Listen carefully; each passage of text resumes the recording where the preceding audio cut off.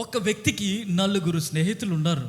ఎంత బాగా చూసుకుంటారంటే, ఈ అబ్బాయికేమో పక్షవాతం వచ్చినప్పుడు సెన్స్ ఉండదు. నువ్వు ఎంతైనా కొట్టు, ఎంత మోటివేట్ అయినా చెయ్యి, కదిలించాలని ప్రయత్నం చేస్తారని అసలు మూమెంట్ ఉండదు వాళ్ళకి. బాగయ్యే సూచనలు కనబడలేదు. ఒక రోజు జరిగిన విషయం ఏంటంటే, ఒక మనుషుని 4 చేత మోయించుకొని ఆయన యొద్దకు తీసుకొని వచ్చిరి. 4 అండర్లైన్ చేయండి. చాలా మంది కూడి ఉన్నందున వారాయన యొద్దకు చేరలేక. ఇతను అనుకొని ఉంటాడు కదా, ఈ రోజు యేసు దగ్గరికి నేను వెళ్తున్నాను, యేసు దగ్గరికి వెళ్ళిన తర్వాత ఆయన నా మీద చెయ్యి పెడతాడు, ఆయన చెయ్యి పెట్టిన వెంటనే నేను లేచి నడుస్తాను అని ఆశతో వచ్చాడు. ఇక్కడ పరిస్థితి అంతా రివర్స్లో ఉంది. వారు ఆయన యొద్దకు చేరలేక.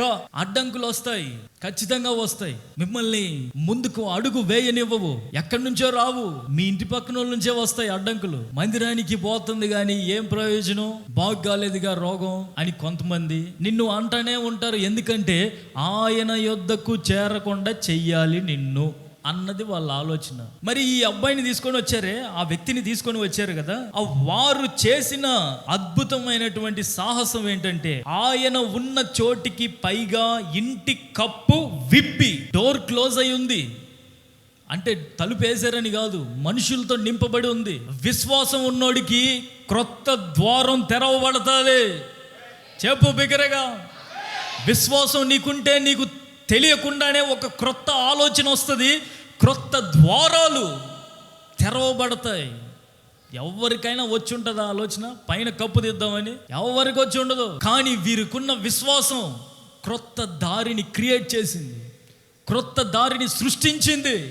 మరి నీకున్న విశ్వాసం ఈ తలుపుల దగ్గరే ఆగిపోతా ఉందా, లేకపోతే పైన కప్పును కూడా లేపుదామో?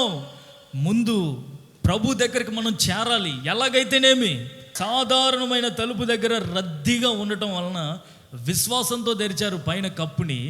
అప్పుడు ఆ వ్యక్తిని లోపలికి దించారండి. అప్పుడు జరిగిన విషయం ఏంటంటే, యేసు వారి విశ్వాసము చూచి, కుమారుడా, నీ పాపములు క్షమింపబడి ఉన్నవని పక్షవాయు గల వానితో చెప్పెను. ఒక్కసారి ఇలా చూడండి, అబ్బాయి ఎందుకు వచ్చాడు అసలు? పాపాలు క్షమించమని అడగటానికి వచ్చినాడా, రోగం బాగు కావడానికి వచ్చినాడా? రోగం బాగైతే నడుచుకుంటూ పోదామన్న ఆలోచనతో వచ్చాడు. మరి ప్రభు ఇక్కడ ఏం చేస్తున్నారు? పాపాలు క్షమిస్తున్నారు. విశ్వాసంతో వారు రావడాన్ని చూచిన దేవుడు వారికి 2 అద్భుతాలు చేయాలనుకున్నాడండి. కోటు చప్పట్లు బిగ్గరగా. ఒక్కదానితో పంపించదలుచుకోలేదు ఆయన, ఒక్కటే ఇచ్చి వారిని పంపించాలని అనుకోలేదు ఆయన. మొదటిగా పాపాలను క్షమించాడు. ఇప్పుడు ఏమయ్యాడు ఇతగాడు?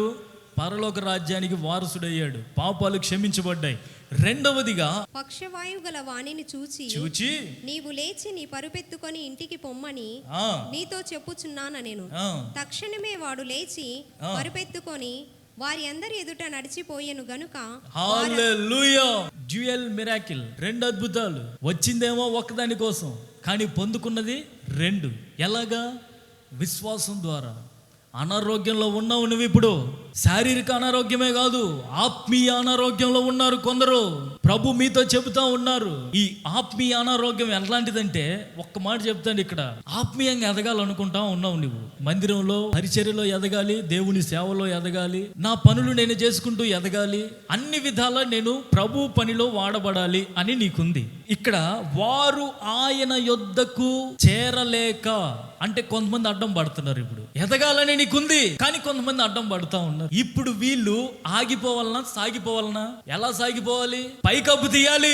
ఇక్కడ అడ్డం ఉందంటే పైకప్పు తీయాలి, అంటే నీ విశ్వాసాన్ని అట్లా కనపరచాలి. అప్పుడు మెచ్చుకుంటాడు ఆయన.